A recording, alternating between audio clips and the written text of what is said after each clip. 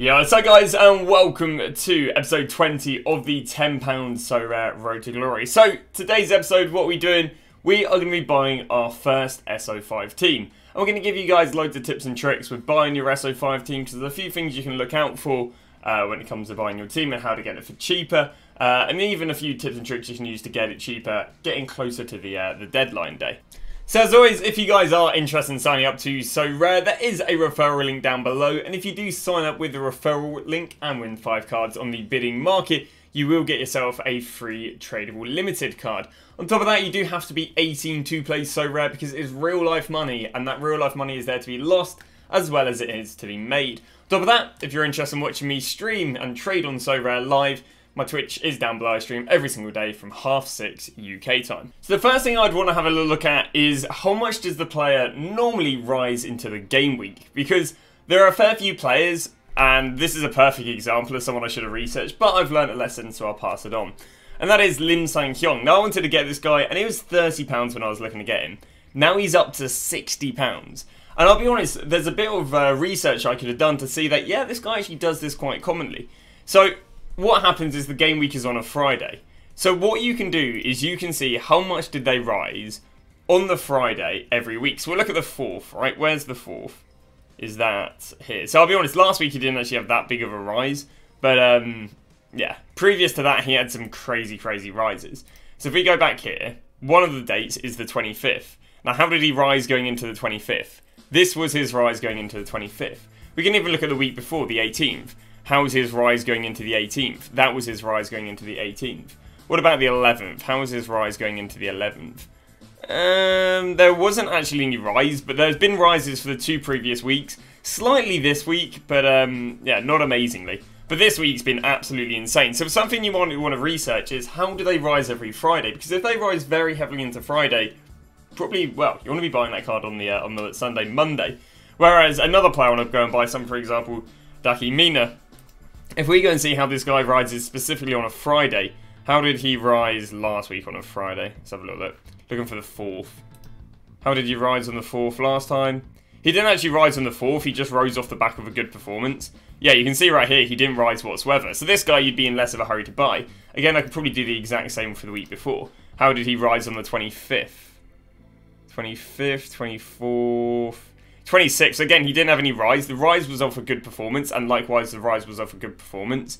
Whereas other players, this guy has risen not off of a good performance, but off of pre-hype of the competition. So that's one thing you want to do is research, and do they rise going into the Friday? Because some again rise going into the Friday, and some rise after a good performance. And this guy rises going into the Friday, which is something I should have researched prior. It's all good, because we can go and replace him with another player, but the first tip I'd go and give.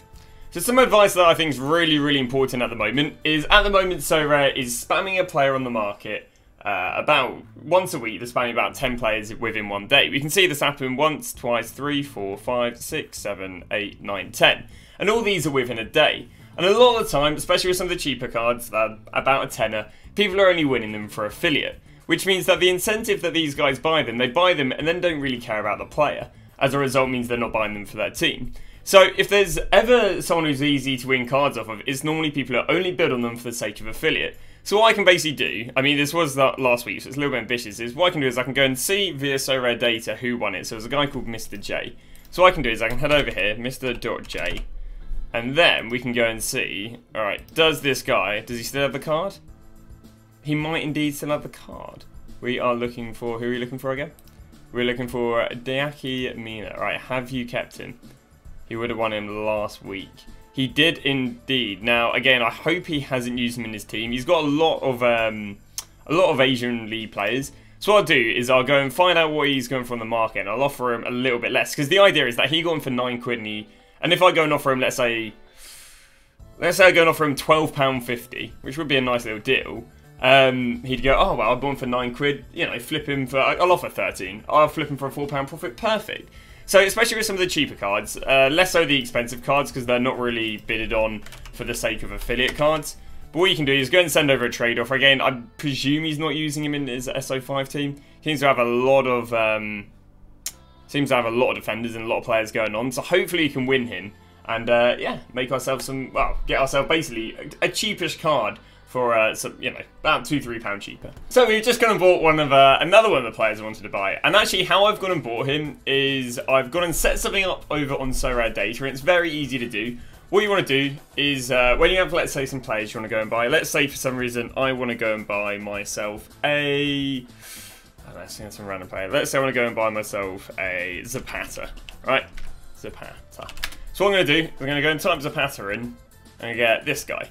Now, if I want to go and, you know, just have a little look at what the cheapest on the market Zapata is, what I can do is I can add this to my favourites, and then I can actually set up notifications, but I haven't really bothered doing that. I then head over to my profile, which is behind my webcam, and press on watch list. Well, once you're on your watch list, you can see all the cards you're looking at, and it will show you what their average price is and what the cheapest on the market is. So his average is 57, cheapest on the market 62. Average 26, cheapest on the market 29, and likewise, well, and so on and so on and so on. Well, I've just had this page open just because it's got all the guys I want to buy, and I've gone and seen that there was a Douglas Groddy listed for, I think it was £25. Well, I know as of recently, because I've been trying to buy him, that actually this guy's been sitting at a solid, on the market he's been sitting at about £29. But yeah, ever since, what's this? Ever since 2 days ago, he's really been going for about 26 to 27. Again, the cheapest on the market was 30. So one when I picked up for 25, again, I saw this I was literally just refresh this, check every 10 minutes, saw that this right here is the £25 and was like, well, that's actually a lot cheaper than what he goes for. So headed over to SoRare, literally just typed in the guy's name, and then yeah, just went and bought the card. So we managed to pick up player number 3, and it was quite an interesting way of scouting this. So I was just looking at some of the guys, because, you know, this guy had him listed up. And I was looking at some of the guys, because again, I always think when it comes to trading, a lot of it just comes down to what is the motive of the person selling. Well, this guy bought the card last month for 95 quid. I'll be honest with you, a lot of the cards did crash.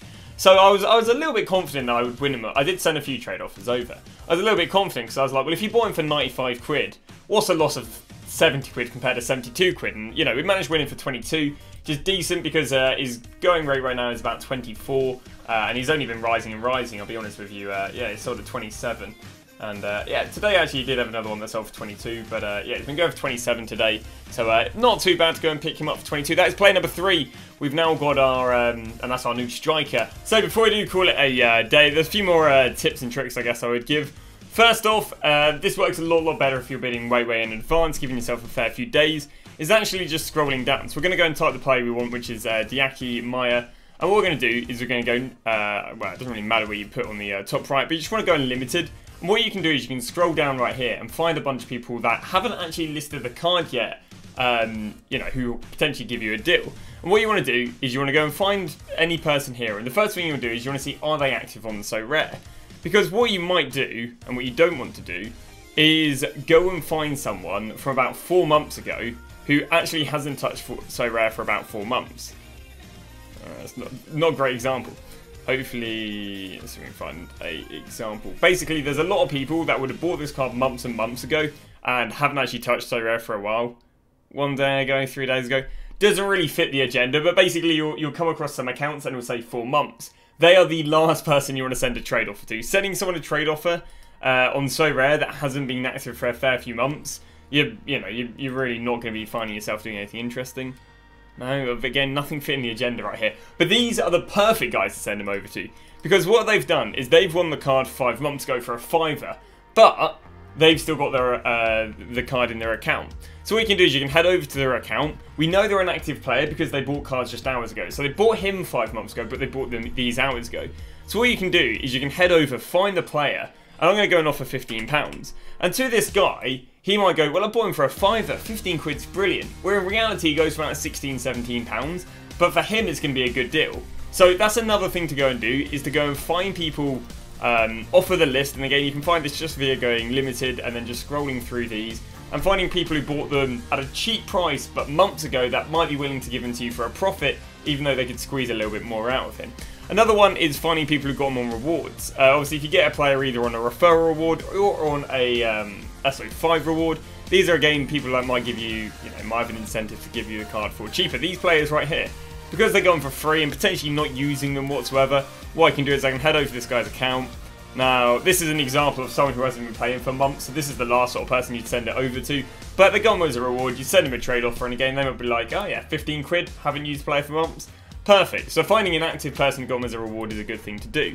Another thing I'm doing right now is just loading up the player individually. So again, let's say I wanted to find, let's say for example I want to go with the Takeyoto Hashari.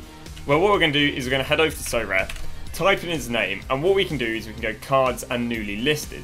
So these are the most recent cards that have been listed. Now what I might want to go and do is send over a trade offer to this person.